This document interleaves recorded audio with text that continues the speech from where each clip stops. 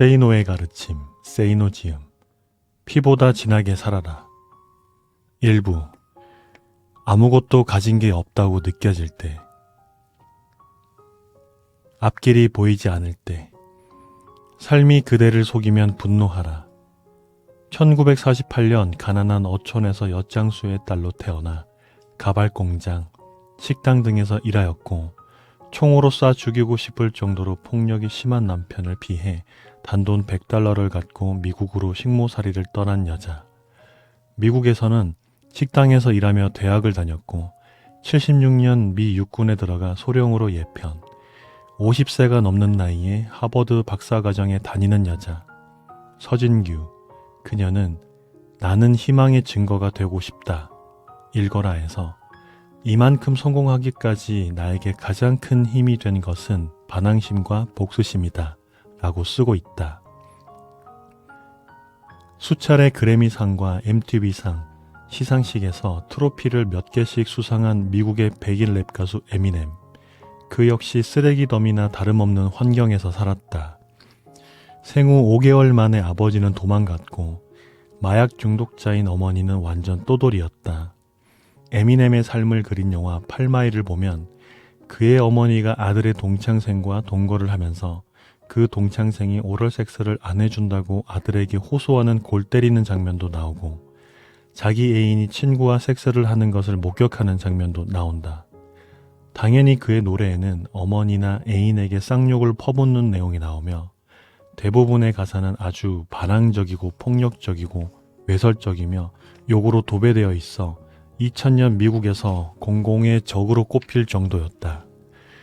50이 가까운 나이인 내가 에미넴의 CD를 싱글 포함 6장이나 갖고 있으며 아주 즐겨 듣는다는 것을 알면 아마도 쇼크 먹을 사람들이 있을 것 같다. 70을 바라보는 지금도 여전히 운전할 때 자주 듣는다. 미국의 어느 학교에서 총기 사건이 일어나고 범인이 에미넴의 앨범을 즐겨 듣곤 했음을 기자들이 지적하자 그는 이렇게 말한다. 심히 유감이다. 하지만 당신은 너무나도 미운 사람이나 짜증나는 사회를 없애버리고 싶은 충동을 느낀 적이 없는가? 나는 학창시절 나를 괴롭히던 녀석들을 죽이고만 싶었다. 집에 돌아와 자기 방의 모든 것을 닥치는 대로 부수는 심정을 이해하는가? 나는 이해한다. 나는 주먹으로 피가 나오도록 방바닥을 치고 거울을 깨부순 적도 있었다. 내가 어린 시절 이발소에는 대부분 푸시킨의 시가 걸려 있었다. 삶이 그대를 속일지라도 슬퍼하거나 노하지 말라. 우울한 날들을 견디면 믿으라. 기쁨의 날이 오리니. 마음은 미래에 사는 것. 현재는 슬픈 것. 모든 것은 순간적인 것. 지나가는 것이니. 그리고 지나가는 것은 훗날 소중하게 되리니. 나는 이 시가 참 싫었다. 내 삶은 수제비로 범벅이 되어 있는데 슬퍼하지도 말고 노하지도 말라니. 희망은 안 보이는데 견뎌내라니. 세상은 이른바 배웠다는 위선자들로 가득 차 있는데 기쁨의 날이 올 것을 믿으라니. 돈 봉투를 안 가져온다고 나를 책망한 담임은 어느 날 모범교사로 칭송을 받고 나중에 교장까지 되었다. 나는 자원 입대하였는데 멀쩡한 부잣집 친구들은 징집 면제되고 그런데 지나가는 시간이 훗날 소중하게 된다니 그것을 나보고 믿으란 말인가? 나는 세상에 대한 나의 분노를 폭발시키고 싶었다. 그래서 영화 쉰들러 리스트의 주인공처럼 세상이 뒤집힐 전쟁을 기다렸던 적도 있다. 그러나 그렇게나 세상을 욕하고 가래침을 줄곧 뱉었지만 정작 나 자신도 크게 다를 바 없었다. 언제나 눈이 시뻘겋게 일확천금만을 노리며 한탕할 기회만 노렸고 아무 하는 일도 없이 꿈틀거리기만 했다. 카프카의 변신에 나오는 벌레처럼 나는 먹고 싸고 먹고 싸는 그런 존재였던 것이다. 어제가 오늘이고 오늘이 내일이었으며 내일은 다시 어제였다. 조그마한 차이도 없었다. 나는 내가 혐오스러웠다. 내가 분노하여야 할 대상은 세상이 아니었다. 나 자신이었다. 나는 혐오스러운 나의 삶이 너무나도 한심하였고 끝내는 저주스러울 정도로 스스로에게 분노하였다.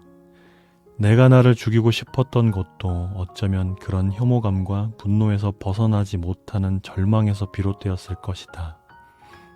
나는 나를 죽이고 싶을 정도로 내 삶의 주인이 되고 싶었다. 나는 5월의 찬란한 햇살 밑에서 향긋한 꽃내음을 그대로 들어마시며 어깨를 펴고 살고 싶었다. 당신은 어떠한가? 내가 수집하는 것 중에 모형 자전거가 있다. 이미 50개 정도 되는 것 같다. 인생은 자전거와 같다. 뒷바퀴를 돌리는 것은 당신의 발이지만 앞바퀴를 돌려 방향을 잡는 것은 당신의 손이며 눈이고 의지이며 정신이다. 당신의 발이 생활이라는 이름으로 당신을 움직여는 주지만 정작 당신의 손은 호주머니 속에 깊이 박혀 있는지도 모른다. 정작 당신의 눈은 당신 앞에 놓인 길을 바라보지 않고 옆에서 빠른 속도로 지나가는 오토바이들과 스포츠카만 불어온 마음으로 바라볼지도 모른다. 때문에 비록 열심히 페달을 밟고는 있지만 당신이 탄 자전거는 제자리를 맴돌 뿐이다. 만일 당신이 말초신경이나 자극하는 것들에 현혹되어 채팅, 게임, 공짜 사이트, 복권, 유명 브랜드 상품, TV, 술, 도박, 경마 등 일확천금과 한탕주의의 망상에만 몽롱하게 사로잡혀 있다면 당신이 바로 그렇게 제자리를 맴도는 사람이다.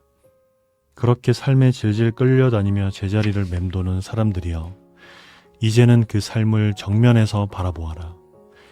비겁하게 외면하지 말라. 그 삶이 자랑스러운가? 이제는 그 삶에 대해 분노할 때가 되지 않았는가? 파충류와 포유류의 차이 중 하나는 파충류는 본질적으로 화를 내거나 기쁨을 내는 능력이 없다는 것이다. 뇌에서 그런 역할을 하는 번역계가 퇴화되었기 때문이다. 악어쇼에서 악어를 때려도 악어가 화를 내지 않는 이유가 거기에 있다. 당신의 삶이 분노할 대상임에도 분노하지 않는다면 이미 당신의 뇌는 썩어버린 것이다.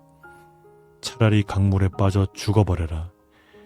하지만 이제라도 삶이 당신을 속인다고 생각되면 그 삶을 던져버려라.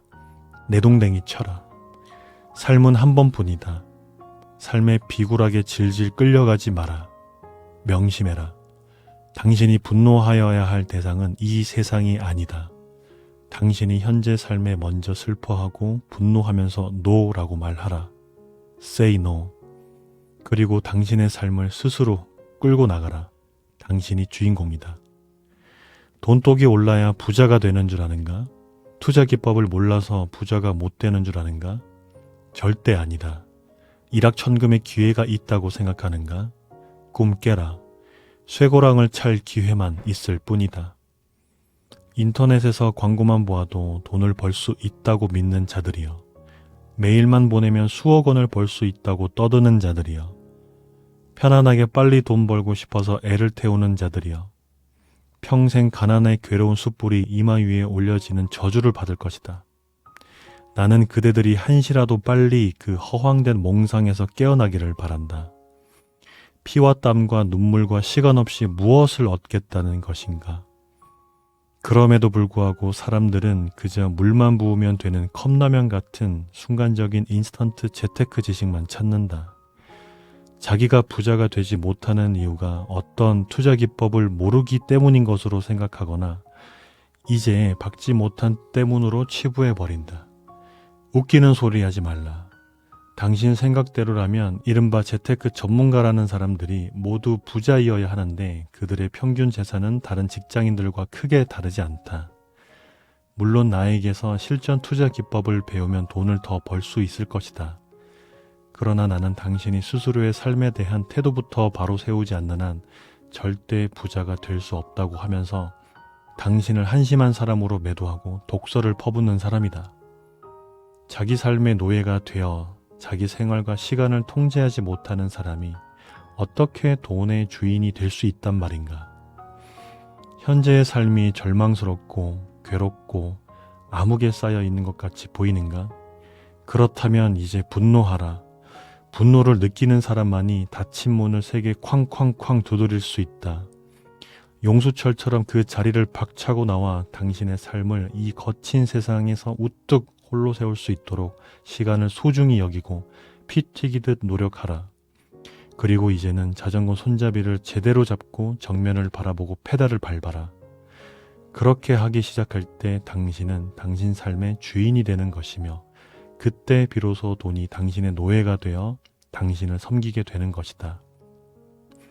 인생 역전은 당신 스스로 현재의 삶에 분노하여 그 삶을 뒤집어 버릴 때 이루어지는 것이지 수백억짜리 복권에 이번에는 내가 당첨될지도 모른다는 달콤한 상상으로 이루어지는 것이 아니란 말이다. 그러므로 이제 송승태 시인의 시 지우개를 인용하여 말한다면 굳은 것이라고 다 불변의 것은 아니며 출렁인다고 해서 다 부질없는 것도 아님을 깨닫고 굳은 땅에서 패이고 갈라진 것들과 슬픔으로 허물어진 상처들로 가득 찬 잘못 살아온 세월을 지우고 다시 출발하고 싶은 세월을 시작하여라. 종종 자기 혐오에 빠져 죽고 싶다고 말하는 독자 메일을 받는다. 고통 없이 죽는 방법을 물어보는 독자들도 있다. 이런 독자들에게는 언제나 이렇게 답장하곤 하였다. 너 자신을 죽이고 싶다면 그 죽이고 싶은 인간을 머릿속에서 끄집어내어 제3자 입장에서 살펴보아라. 불쌍하고 가련한 모습이 아마 하나둘이 아닐 것이다. 길거리에서 그런 사람을 만났다고 치자. 어떻게 할 것 같은가? 칼로 찔러 죽이겠냐? 아니면 이런 사람도 있구나. 불쌍하구나. 생각하면서 뭔가 이끌어주고 도와주고 싶어질까? 아마도 후자일 것이다. 바로 그 마음을 너 자신에게 가져라. 너 자신을 불쌍히 여기고 보살펴라. 난 내가 혐오하고 누군가를 죽이고 싶었어요. 그래서 수면제를 먹었죠. 하지만 내 안에 내가 사랑할 수도 있는 다른 베로니카가 존재한다는 걸 모르고 있었어요. 파울로 코엘료의 베로니카, 죽기로 결심하다에서 정신병원에 갇힌 베로니카가 간호사에게 하는 말이다. 나는 믿는다. 누구에게나 그 내면에는 그 육체의 주인이 사랑할 수도 있는 그 자신이 존재하고 있다고 말이다. 당신 자신을 당신이 사랑할 수 있는 사람으로 조금씩 바꿔나가라. 삶이 절망스럽지도 않고 괴롭지도 않으며 암흑에 쌓여 있는 것도 아닌 상황 속에 있는 사람들이 분명 있다. 부잣집에서 태어나 고생이 뭔지도 모르는 채 이미 물려받은 혹은 물려받을 것이 많거나 억대 이상의 연봉을 받고 있거나 장사나 사업으로 자산을 마련하는 데 성공한 사람들 말이다. 이들은 삶에 분노할 거리가 없을 가능성이 큰데 내 글이 얼마나 도움될지 모르겠다.